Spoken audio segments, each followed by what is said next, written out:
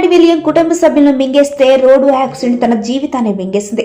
మనోరంభనంతో అందరి దృష్టిని ఆకర్షించిన శృతి మళ్లీ 40 రోజుల వ్యవధిలోనే అనాథగా మిగిలింది. వైనాడు విలియంలో వేలాది మంది తమ వాళ్లను పోగొట్టుకున్నారు.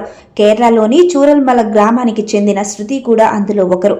ఆమె తన కుటుంబంలోని అమ్మ, నాన్నలు, సోదరి సహా 9 మందిని పోగొట్టుకుని ఏకాకిలా మిగిలారు. ఆ సమయంలో తాను ప్రేమించిన యువకుడు జెన్సెన్ ఆమెకు అండగా నిలబడ్డాడు. తాను కోల్పోయిన ప్రేమను అందిస్తూ భరోసా ఇచ్చాడు. వైనాడు బాధితుల పరామర్శకు వెళ్లిన సమయంలో ప్రధాని మోదీ ఈ జంటను ప్రముఖంగా పలకరించింది. వారి ధైర్యాన్ని మెచ్చుకున్నారు. ఆ జంట ఎప్పటికీ ఇలానే సంతోషంగా ఉండాలని విలియం నుంచి కోలుకుంటున్న వైనాడు మొత్తం ఆకాంక్షించింది. కానీ విధి వాళ్ళ పట్ల క్రూరంగా వ్యవహరించింది. సెప్టెంబర్లో రిజిస్ట్రేషన్ కార్యాలయంలో పెళ్లి చేసుకుంటామని బంధువులకు కూడా తెలిపారు. ఇంతలోనే యాక్సిడెంట్ రూపంలో ఘోరం జరిగింది. ప్రాణానికి ప్రాణంగా ప్రేమించి కష్టకాలంలో తన పక్కన నిలిచిన జెన్సన్ కూడా కాలం తనతో పాటే